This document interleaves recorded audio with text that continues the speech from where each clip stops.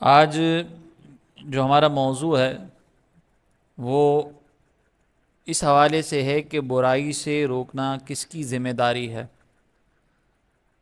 اس کو اگر ہم شریعت کی اصطلاح میں یا شریعت کی ٹرم میں اگر بات کریں تو شریعت کے نزدیک یہ موضوع یا اصطلاحی طور پر یہ ہے امر بالمعروف و نہی عن المنکر،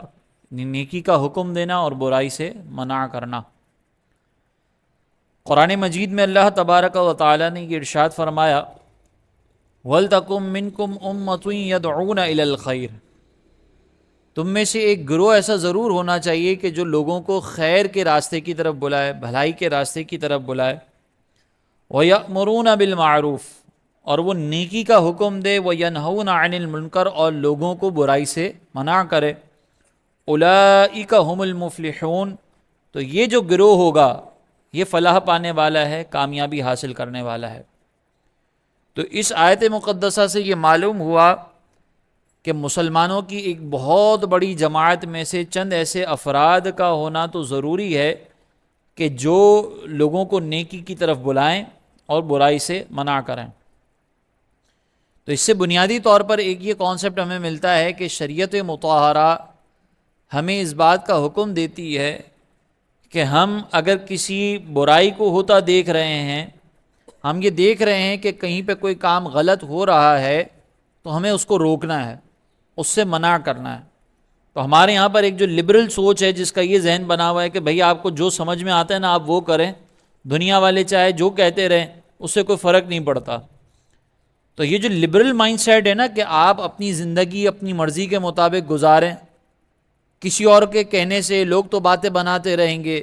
اس سے کیا فرق پڑتا ہے، تو یہ جو سوچ ہے اس کا رد کیا گیا ہے۔ اس کے اوپر یہ والی آیت مقدسہ بھی دلیل ہے، دیگر قرآن مجید کی اور آیتیں بھی دلیل ہیں کہ جس میں اللہ تبارک و تعالیٰ نے یہ ارشاد فرمایا کہ مومن کا دوست ہے کیونکہ وہ اس کو نیکی کا حکم دیتا ہے، برائی سے منع کرتا ہے۔ اسی طرح حدیث مبارکہ میں ہے کہ نبی کریم علیہ الصلوۃ والسلام نے ارشاد فرمایا کہ اس ذات کی قسم جس کے دست قدرت میں میری جان ہے، اگر تم یا تو ضرور نیکی کا حکم دو گے اور برائی سے منع کرو گے، یا قریب ہے کہ اللہ تبارک و تعالی تم پر ایسا عذاب نازل کرے گا کہ تمہارے نیک لوگ تمہاری دعائیں کریں گے اور وہ قبول نہیں ہوں گی۔ تو اس سے معلوم ہوا کہ اگر کوئی شخص یہ سوچنا شروع کر دے کہ یار وہ اگر برائی میں مبتلا ہے تو اپنے کو کیا کرنا ہے، یہ اس کا کام ہے، اس کی زندگی ہے، ہم اس کو کیوں بولیں، ہم اس کو کیوں سمجھائیں؟ تو سرکار علیہ الصلوۃ والسلام نے فرمایا کہ یا تو تم نیکی کا حکم دو گے اور برائی سے منع کرو گے، یا دوسرا آپشن یہ ہے کہ اللہ تعالیٰ کی طرف سے ایک عذاب نازل ہوگا اور پھر تمہارے نیک لوگ دعائیں کریں گے تو ان کی دعائیں قبول نہیں ہوں گی۔ تو آج یہ بھی ایک مائنڈ سیٹ ہمارے یہاں پر ہے کہ یار اپنے کو کسی کو بولنا نہیں چاہیے، ہاں ہمیں جو سمجھ میں آئے نا ہمیں وہ کر لینا چاہیے۔ یہ سوچ بھی غلط ہے کہ جو ہمیں سمجھ میں آئے وہ کر لینا چاہیے، سب کی اچھی اچھی باتیں لے لو اور کسی کو کچھ نہیں کہنا چاہیے، یہ سوچ بھی غلط ہے۔ جو ہمیں سمجھ میں آتا ہے وہ نہیں چلے گا، جو شریعت نے بیان کیا ہے وہ چلے گا۔ اور سامنے والے کے بارے میں یہ کہنا کہ یار سامنے والے کی زندگی ہم اس میں انٹرفیئر کیوں کریں، یہ بھی غلط ہے۔ یہی ایک اور روایت نبی کریم علیہ الصلوۃ والسلام نے اسی طرح کا مفہوم ارشاد فرمایا کہ تم ضرور نیکی کا حکم دو گے اور برائی سے منع کرو گے، یا اللہ تبارک و تعالیٰ تم ہی میں سے برے لوگوں کو مسلط کر دے گا اور پھر تمہارے نیک لوگ دعائیں کریں گے اور کی دعائیں قبول نہیں ہوں گی۔ آج ہم گالیاں دیتے ہیں حکمرانوں کو، برا بھلا کہتے ہیں کہ یہ کرپٹ ہیں، یہ چور ہیں، یہ ایسے ہیں، یہ ویسے ہیں، تو نبی کریم علیہ السلام نے فرمایا تم ہی میں سے نکلیں گے۔ یہ آج جو چور ہے یہ چور اس لیے بنا تھا کیونکہ ہم نے اس کو چوری کرنے دیا تھا اور یہ کہا تھا کہ بھائی ٹھیک ہے نا، یہ تو اس کا مسئلہ ہے، ہمیں کیا۔ تو آج یہ چور ترقی کرتے کرتے ملک کا لیڈر بن گیا، آج یہ کرپشن کرتے کرتے وقت کا حاکم بن گیا، تو یہ ہم ہی میں سے تو نکلا ہے۔ تو اس سے ایک بات یہ بھی معلوم ہوئی کہ ہمارے یہاں پر اگر ہم یہ سوچ لے کے بیٹھ جائیں گے نا کہ ہمیں کسی کو منع نہیں کرنا چاہیے، تو جس کی ذات کے اندر یہ برائی موجود ہوگی وہ اپنی برائی کے ساتھ اگر کسی بڑے مقام پر پہنچ گیا تو وہ ہمارے لیے بھی مسلط ہوگا، ہمارے لیے بھی درد سر بن جائے گا۔ اسی بات کو ایک مثال سے نبی کریم علیہ الصلوۃ والسلام نے یوں سمجھایا. حضرت نعمان بن بشیر رضی اللہ تعالیٰ عنہ کہتے ہیں کہ نبی کریم علیہ الصلوۃ والسلام نے یہ ارشاد فرمایا کہ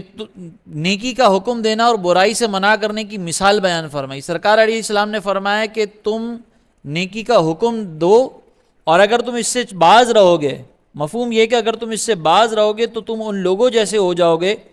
کہ جو ایک کشتی میں سوار تھے، اور وہ کشتی ایسی تھی کہ جس میں کچھ لوگ اوپر موجود تھے، کچھ لوگ نیچے موجود تھے. اب نیچے والوں کو پانی کی ضرورت ہوتی تو وہ اوپر جاتے، ان سے پانی طلب کرتے. تو اوپر والوں نے تنگ آ کر یہ کہا کہ بھائی تم بار بار ہمارے پاس آ رہے ہو پانی لینے کے لیے. تو اس سے نیچے والے لوگ جو ہے وہ دل برداشتہ ہوئے،